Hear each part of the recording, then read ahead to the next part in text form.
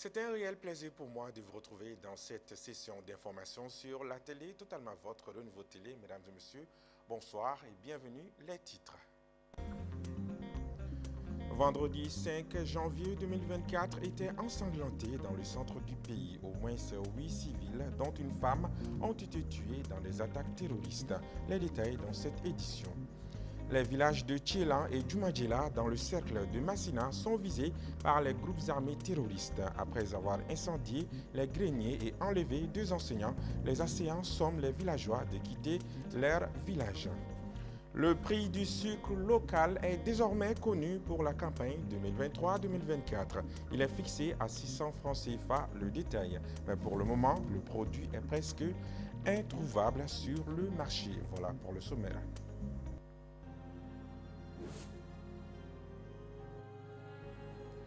Le ministère de l'Industrie et du Commerce, à travers la Direction générale du commerce, de la consommation et de la concurrence, a fixé le prix plafond du sucre au titre de la campagne 2023-2024. Cette décision, qui a pris effet ce 3 janvier 2024, selon le communiqué, intervient à un moment où le sucre local est presque introuvable sur les marchés depuis très longtemps. Compte rendu, la Diakité. Depuis des mois, le Mali fait face à une pénurie de sucre, occasionnant l'inflation du prix de ces produits de large consommation. Pour soulager la souffrance de la population, la Direction générale du commerce, de la consommation et de la concurrence, dans un communiqué, a fixé depuis le 3 janvier dernier les prix du sucre produit localement. Les chiffres est qu'au moment où cette décision entre en vigueur, le sucre local est presque introuvable dans les boutiques. Oui, depuis Salosongolo. Ça fait longtemps que nous n'avons pas le sucre local là. Depuis le mois de Ramadan passé, une rupture du sucre local a été constatée sur le marché. Il est très difficile à le voir sur le marché. J'avais attendu des rumeurs sur lesquelles qu'une nouvelle campagne de sucre local a commencé, mais jusqu'à présent, on n'a rien vu. Le sucre local est introuvable sur le marché.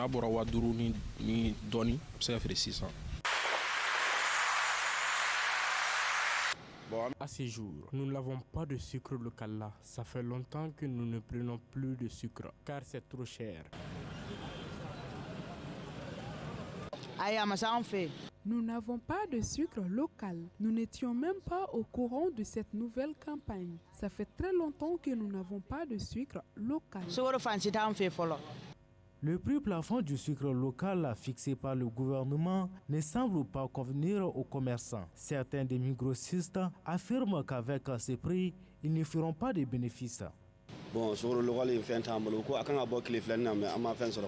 J'ai entendu que la nouvelle campagne a été lancée, mais jusqu'à présent, nous n'arrivons pas à trouver le sucre produit chez nous. J'ai entendu également qu'en ce qui nous concerne, nous les demi-grossistes, le prix plafond est fixé à 28 750 francs CFA. S'il faut ajouter à cela les transports, le prix des sachets et céder les kilogrammes à 600 francs CFA, nous ne ferons pas de bénéfices. Il revient aux autorités de prendre des dispositions pour le respect de cette décision, pour le bonheur de la population qui suffoque déjà sous le poids de la cherté de la vie, et cela depuis des mois. Reportage de Lassine Diakité. Les états généraux de l'éducation se sont déroulés à Mopti du 4 au 6 décembre 2023. Une occasion pour les participants de dresser un diagnostic des problèmes de l'éducation au Mali et de proposer des solutions pour y remédier. La concertation régionale a impliqué tous les acteurs de l'éducation, notamment les comités de gestion scolaire, les collectivités locales. Moussa Traoré Soumaïla Aya depuis Mopti.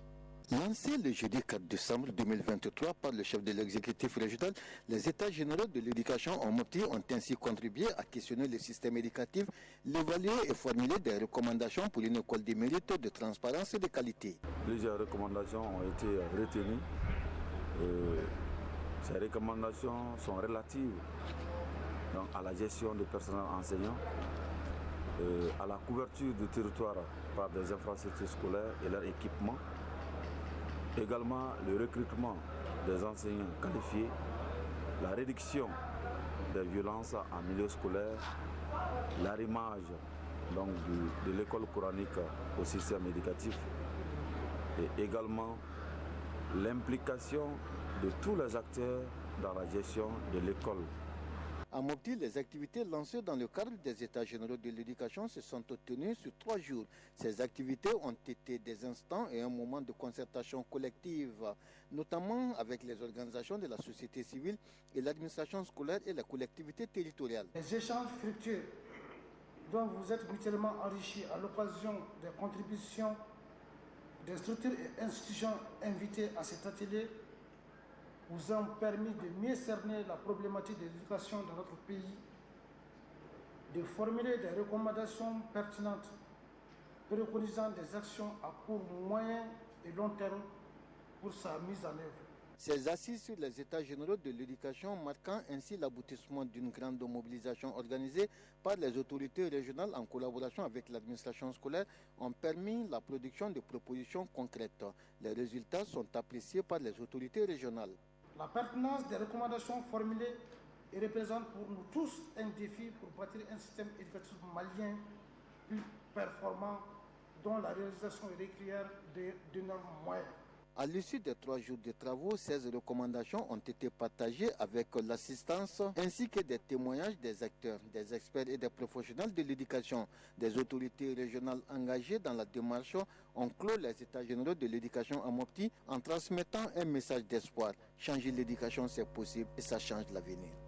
Et nous précisons que ces États généraux se sont déroulés à Mopti du 4 janvier au 6 janvier 2024. Mopti, toujours l'ONG Odysseel, à travers un atelier de formation qui a démarré le jeudi 4 janvier 2024, veut contribuer au renforcement des capacités des communautés dans le domaine de la lutte contre les violences sexuelles liées au conflit. Une initiative qui entre dans le cadre de l'appui au plan d'action régional de la résolution 1325 de l'agenda Femmes, Paix et Sécurité avec le soutien technique et financier de l'ONU Femmes. Moussa Traoré, Soumaïla Aya nous reviennent. Cette rencontre a vu la participation de représentants de l'État, des élus communaux, des organisations de la société civile, des partenaires techniques et financiers, des légitimités traditionnelles et des médias. Cet atelier entre dans le cadre de l'appui au plan d'action régional de la résolution 1325 de l'agenda Femmes, Paix et Sécurité à travers la facilitation de la formation des communautés du cercle de Mopti sur les textes juridiques et conventions internationales et régionales ratifiées pour lutter contre l'impunité des auteurs de toute forme de violence sexuelle basée sur le genre envers la population cible lors des conflits armés. Des viols collectifs, des mutilations, des flagellations, il y en a beaucoup. Ça c'est carrément diversifié et ça n'honore ni les femmes ni notre pays. C'est pourquoi on s'est dit maintenant, comme beaucoup d'autres associations de femmes ou d'associations mixtes, se sont levées pour se donner la main, pour dire qu'on va lutter contre ce fléau. On ne peut pas lutter contre ce fléau sans lutter contre l'impunité. Ce n'est pas notre dignité, ce n'est pas notre honneur. Il faut que les autorités soient aussi avec nous pour lutter contre l'impunité et lutter contre les acteurs, ces bourreaux. Toutes les réponses qui sortiront de cette rencontre, nous voulons que l'État veille à l'exécution de ces réponses, de ces propositions et des résultats de ces travaux. Les autorités locales apprécient à sa juste valeur cette initiative de l'ONG Odysseel qui, selon elle, contribue au renforcement de la compréhension des communautés sur les mécanismes de protection et de justice pour les victimes de violences sexuelles basées sur le genre. C'est une très bonne résolution et nous souhaitons vraiment mettre ça en œuvre, que tout le monde puisse conduire les verbes synergie d'action pour que cette résolution puisse vraiment atteindre son objectif. L'activité est rendue possible grâce au soutien financier de la Norvège, de la Suisse, du Danemark et de la Suède à travers ONU Femmes. Yacouba Katile succède à lui-même à la tête du syndicat national des travailleurs des administrations d'État Syntad pour un mandat de 5 ans.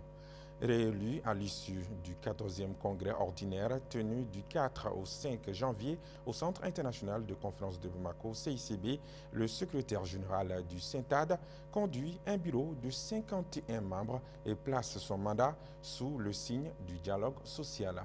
Baté Lolomadi. Ce congrès a réuni les délégués des différents comités syndicaux affiliés au Syntad pour discuter des problèmes et des défis auxquels sont confrontés les travailleurs de l'administration d'État, mais aussi pour renouveler le bureau. À l'issue des travaux, les délégués ont formulé des recommandations. Le congrès exige l'ouverture d'une école d'administration de magistrature et où l'envoi des cadres de direction, des directeurs de ressources humaines en formation sur le droit syndical, les relations avec les structures de travailleuses et travailleurs. À l'issue des travaux, un bureau consensuel conduit par Yacouba Katile pour 5 ans a été mis en place. Ces derniers placent son mandat sous le signe du dialogue social. Travailler davantage pour concilier les positions et défendre les intérêts des travailleurs en conciliant avec la bonne marche, sinon les bons fonctionnements des administrations avec les gouvernements. Donc c'est une charge, une lourde charge d'ailleurs, mais pour laquelle nous prions les bons dieux pour nous donner une santé solide et nous mettre encore davantage sur la bonne voie, nous dotons vraiment le courage nécessaire pour faire face à la gestion de ces préoccupations du monde du travail, qui n'est vraiment pas une situation facile. Tout en félicitant Yacouba Katile et son nouveau bureau, le ministre de la fonction publique a salué le Syntad pour le respect des textes. En respectant vos statuts, vous vous êtes inscrits dans la mise en œuvre des engagements inscrits dans le pacte de stabilité sociale de croissance, notamment en son point 29.1 du plan d'action 2023-2027. C'est le lieu de remercier et de féliciter le nouveau secrétaire général et lui souhaiter bonne chance pour les 5 ans à venir. Je vous invite ardemment à garder le sens de la responsabilité qui constitue aujourd'hui le label de l'UNTM à travers le centralisme démocratique et le syndicalisme de développement qui caractérise votre organisation. La cérémonie d'ouverture de ce 14e congrès ordinaire du Syntad avait été présidée par le ministre de l'économie et des finances, Alouseni Sanou. Le centre Djoliba célèbre ses 60 ans d'existence. En effet, dans le cadre des festivités du 60e anniversaire du centre Djoliba, sa direction a organisé ce samedi 6 janvier une conférence débat sur le passé et les perspectives du centre. L'objectif de cette conférence est d'amener les acteurs à réfléchir et à fédérer les savoir-faire afin de relancer le centre Djoliba. Oumar Koïta, Zakaria Oumar Keïta, compte rendu. Parti d'une idée de l'abbé David Traoré dans les années 1964, le centre Djoliba a pendant longtemps été à la pointe de réflexion sur les problèmes de la société au Mali et dans la sous-région, de formation, de promotion de la femme malienne et surtout de documentation. Au fil du temps et à cause de la modernité, le centre a connu des années de turbulence. Pour ce 60e anniversaire, la direction prévoit d'organiser de multiples activités afin de relancer le centre. Fierté d'avoir maintenu cette institution en vie jusqu'à aujourd'hui. Fierté aussi d'apporter sa contribution au pays, surtout l'appui à la jeunesse dans le domaine de formation, d'éducation, la défense des droits des femmes contre les mutilations génitales. Les activités que nous prévoyons de mener, ce sont les activités d'abord de réflexion intellectuelle, donc des débats, peut-être chaque mois, sur un thème d'actualité. Deuxièmement, il faut aussi faire un retour sur l'historique. Donc nous allons amener les images, les anciens, les visites, les portes ouvertes pour pouvoir permettre aux gens de voir l'historique de l'institution. Et d'autres activités, ça peut être des activités culturelles, festives. À travers cette conférence débat de lancement, dont le thème était Centre Djoliba, acteur de transformation socio-culturelle et politique d'hier, aujourd'hui et de demain, les décideurs veulent fédérer et réunir les différentes générations autour du centre. Ça fait 5 ans que nous travaillons sur la relance. Nous pouvons dire aujourd'hui que nous sommes sur la bonne voie et que le centre Djoliba de demain sera un centre Djoliba où nous pouvons dire que ce sera un centre d'espoir pour la jeunesse malienne, pour les citoyens maliens. Parce que ce n'est pas que la jeunesse, les adultes ont leur place, les femmes ont leur place, tout le monde a sa place. Et aussi les responsables politiques. C'était l'espace politique au centre du Liban. Tous les partis politiques venaient organiser leurs rencontres ici. À rappeler que le centre Djoliba a été créé le 5 janvier 1964. Déjà annoncé dans les titres, hier vendredi était ensanglanté dans le centre du pays. Selon la page Le Pays Dogon TV, au moins 8 civils, dont une femme, ont été tués dans des attaques terroristes. Les actes macabres de ces hommes sans voix ni loi visent désormais les populations civiles. Commentaire Youssouf Koulibaly. Les villages de Tchela et Djoumadjela, dans les cercles de Massina, région de Ségou, ont été la cible d'attaques par des groupes armés terroristes le 4 janvier 2024.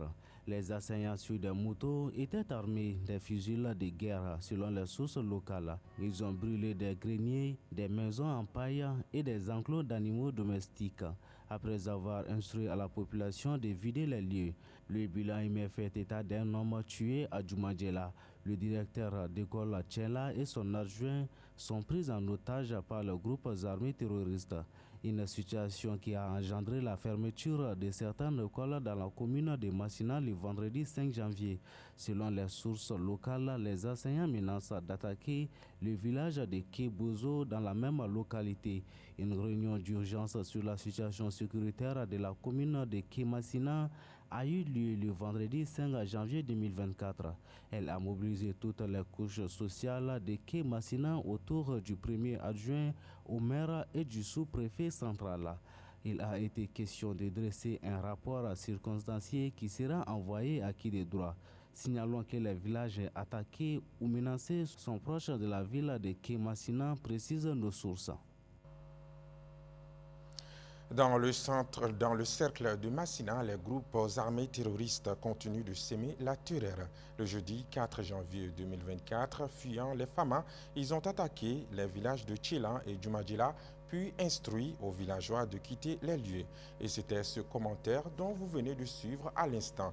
Nous revenons sur le vendredi ensanglanté dans le centre du pays. Selon la page Le Pays Dogon TV, au moins 8 civils, dont une femme, ont été tués dans les attaques terroristes. Les actes macabres de ces hommes sans voix ni loi visent désormais les populations civiles. Youssouf Koulibaly. Le village de Sogoutou, situé à 6 km de Bankas, a fait l'objet d'une attaque terroriste dans la nuit du vendredi 5 janvier 2024. Au moins 2 personnes ont été tuées dans cette attaque. Le même vendredi, à l'entrée du village de Orosagou, l'explosion d'un agent explosif improvisé a fait 5 morts, tous membres d'une même famille, selon la même source. Elle rapporte aussi qu'une femme est tuée à Bayema suite à l'explosion d'une mine. Cet incident malheureux s'est aussi produit le vendredi 5 janvier. Au village de Djanoueli, cercle de Douanzan, une mine explose mais rate sa cible. À Balagina, dans la commune de Timiliri, un rassemblement de terroristes a aussi été signalé le vendredi par des sources locales, rapporte la même page. Des sources locales indiquent à LPD TV le début de la réparation des ponts dynamités. Une source sécuritaire rassure à nos confrères de LPD TV que les dispositions seront prises pour sécuriser ces lieux stratégiques. Ainsi prend fin cette session d'information sur Nouveau Télé, la télé totalement vôtre. Merci à vous de l'avoir suivi avec attention. Excellent week-end à tous. À bientôt.